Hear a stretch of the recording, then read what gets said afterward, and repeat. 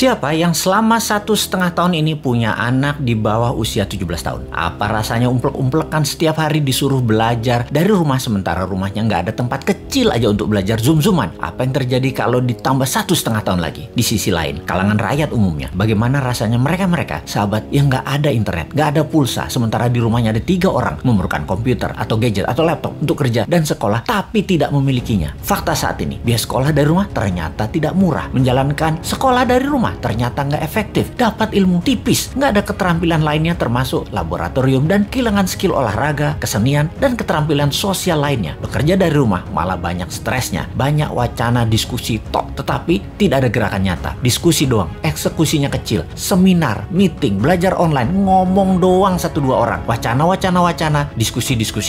Rekening mah minus juga. Saat ini dunia bergeser jauh. Berapa lama kita akan menjadi seperti ini di bawah serangan virus? Jawabannya, kalau gini cara mengelolanya, selamanya, setidaknya sampai tahun 2025. Demikian kata WHO dan World Bank. Waduh, paling cepet 2023 awal deh. Tetap aja lama. Maunya tahun 2021 ini paling lama selesai deh. Vaksin dah tuh 100% orang Indonesia. Pertanyaan lagi, apakah selesai COVID? Ya nggak tahu juga. Menurut Ngana, selesaikah COVID ketika 100% manusia Indonesia sudah divaksin? Jawabannya nggak tahu. Misalnya, manusia setelah divaksin, efeknya tingkat kematian dan fatality-nya menurun. Tetapi tetap bisa kena. Dimana kalau kena ya isolasi mandiri, katakan 10 hari. Setiap hari ada 30.000 orang bergantian bergiliran. Tiap hari ada 30.000. Karena 10 hari di isoman, maka yang dikurung hari itu adalah 300.000 orang per hari yang terkurung gantian sampai 100 juta orang. Gitu ya, 2 tahun itu bisa tercapai. Bisa lebih. Serem amat ya kalau ini terjadi. Untuk mencapai 60% populasi yang benar, ya bisa 2 tahun lagi, mungkin bisa 4 tahun lagi. Kalau hal ini terjadi, maka bukan hanya ekonomi yang ambiar, tetapi keterampilan sosial anak kita, keterampilan lainnya hilang. Bisa terjadi generation gap yang parah, di mana di tahun 2045, 24 tahun lagi, mereka usianya yang sekarang 10-20 tahun itu adalah mereka menjadi tulang punggung angkatan kerja dan usaha. Mereka, bayangkan, tidak punya keterampilan yang mumpuni. Maka angkatan yang usianya 50-70 tahun di kemudian tadi masih tetap bekerja dan ini tidak efektif. Maka gawat kalau bernegara tidak ada yang memikirkan hal ini, tetapi lebih memikirkan tenaga kerja asing bagaimana bisa masuk terus dengan dilindungi pejabat paling berkuasa. Alhamdulillah berhasil masuk terus. Itu lebih penting baginya sekarang. Saat ini generasi mendatang ngapain gue pikirin katanya. Yang penting saat ini lagi berkuasa, gak ada yang boleh halangin. Pokoknya gigi 5, gaspol, gue harus kaya. Lalu siapa yang urus generasi muda yang sudah 1,5 tahun ini dikurung di rumah? Ditambah masih ada kemungkinan dikurung lagi 1,5 tahun lagi. Kita urai masalahnya. Kalau anak usia saat ini 7-11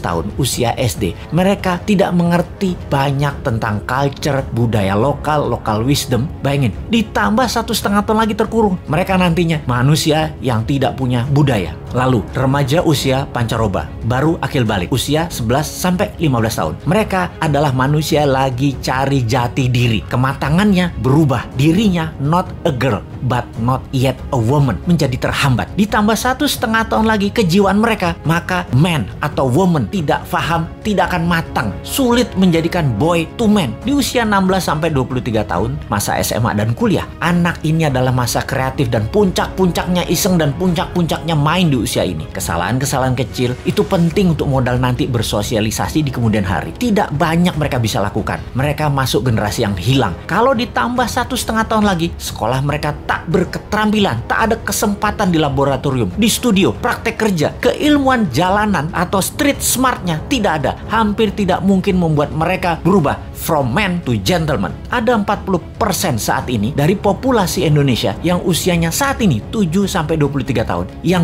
20 tahun lagi mereka merupakan tulang punggung keluarga, bangsa, negara. Jadi apa mereka ini nantinya? Ada yang mikirin pelindung nikel, mikirin. Yang pasang baliho jualan tahun 2024 itu mikirin. Yang menjabat sekarang mikirin. Kalau bosman, ada tuh bala muda walau kecil, kita berjuang.